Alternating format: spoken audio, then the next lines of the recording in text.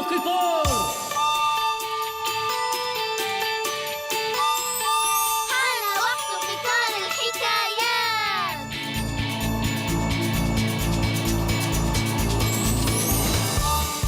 مرحبا أصدقائي. مرحبا كابتن كريم.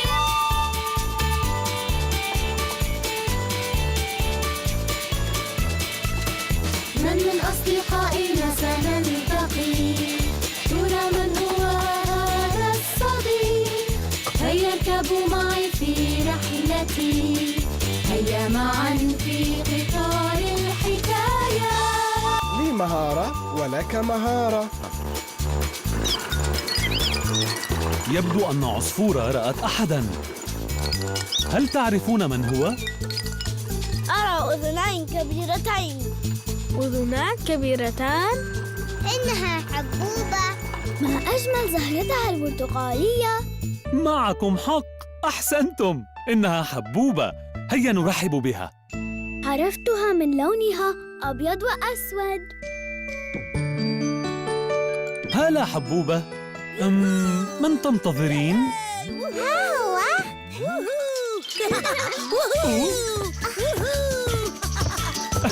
قفز ومرح، أكيد لبلوب. ومن غيري؟ انظر إلى مهارتي. طبعاً، لبلوب الشقلوب.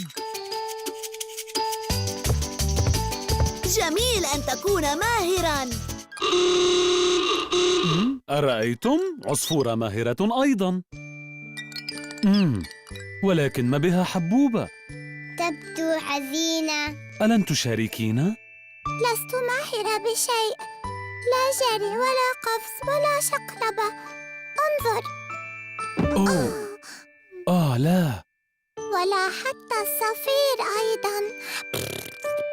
أترى؟ نعم، حسناً، لا بأس يا صغيرتي. سنفكر ونحن في قطار الحكايات. قطار الحكايات الآن. نعم. هاي وأنا مستعدون؟ هيا بنا. على متن قطار الحكايات.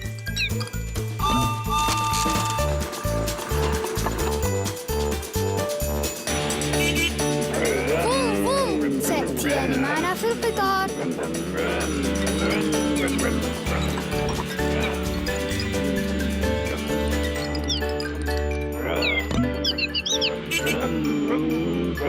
هيا فوم فوم، أرونا مهاراتكم.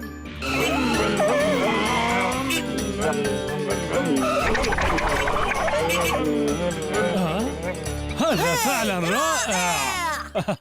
أنا حزينة لأنني بلا مهارات. انظري، صدقيني يا حبوبة، لكل منا مهارة ما، ويبدو أنني عرفت مهارتك. ماذا عنكم؟ حسناً، من يريد اللعب مجدداً؟ أنا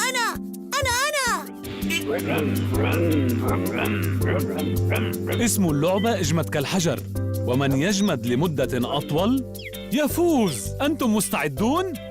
نعم.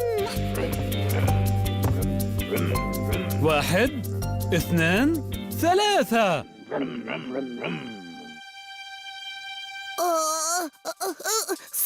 صعب. والفائزة حبوبة. أرأيت؟ مهارتك الثبات. ياي، أنا الفائزة. لدي مهارة. هاي، كفانا وقوفاً كالحجر. هيا بنا إلى ركن الحكايات. هيا استعدوا جميعاً. تمام يا عصفورة؟ لننطلق. وأنتم مستعدون؟ هيا بنا إلى ركن الحكايات. سنستمع إلى حكاية ليتها عن السيارات. أظنها عن السباقات. هي!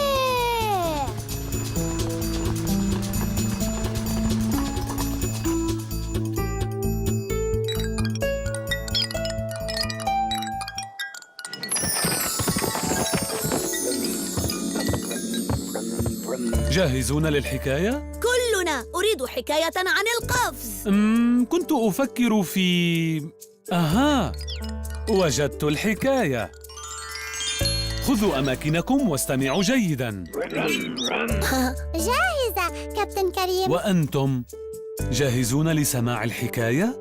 هيا كابتن كريم، وقت الحكايات. عنوان الحكاية: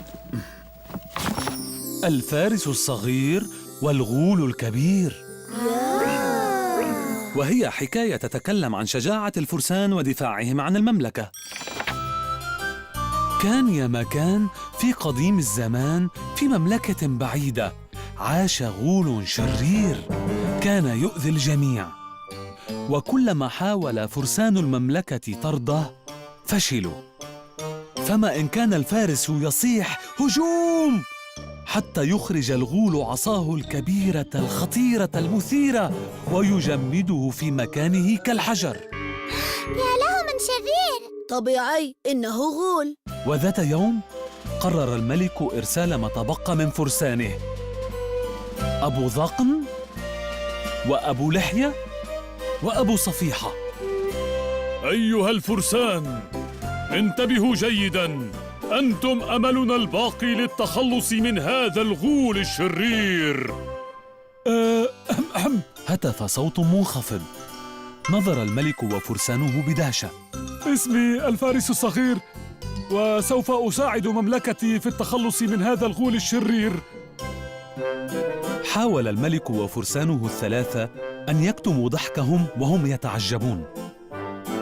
كيف يجرؤ هذا الصغير على محاربة الغول الكبير؟ فأخذوا يسخرون من الفارس وحصانه، وهذا أغضبه كثيراً. وفي اليوم التالي انطلق أبو ذقن وأبو لحية وأبو صفيحة للمواجهة الكبرى، وبقي الفارس الصغير غاضباً لعلمه الأكيد بقدرته على الانتصار. وبينما كان الغول يستعد لتناول الإفطار، سمع 3 فرسان يهتفون: هجوم!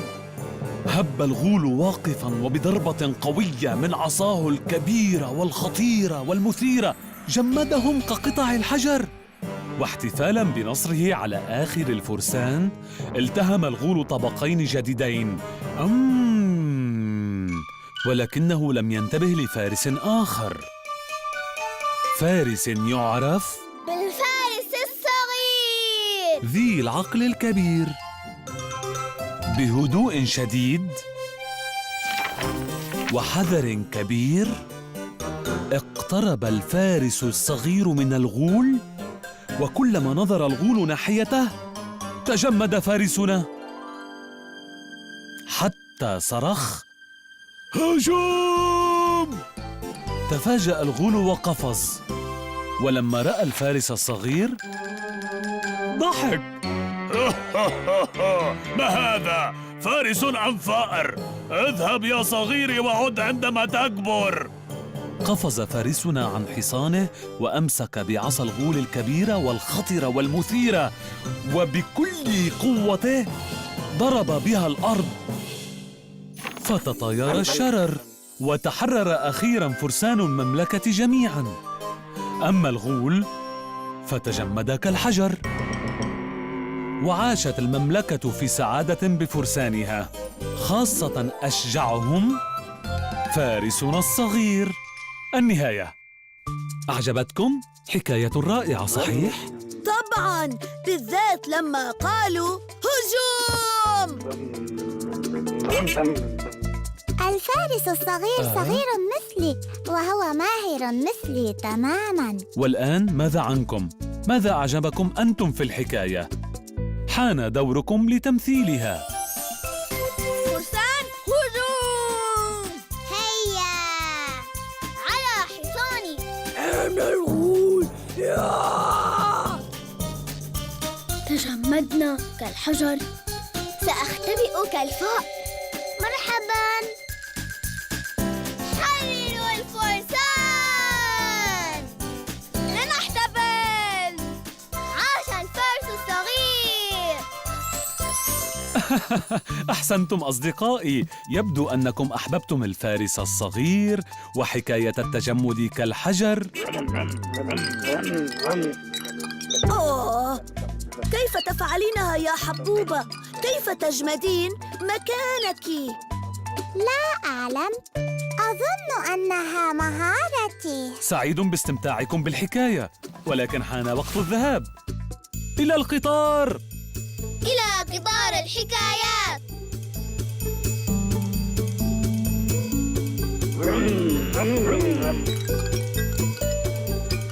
سلام أصدقائي، سأعود ومعي حكايات جديدة لأننا جميعا نحب الحكايات. سلام كابتن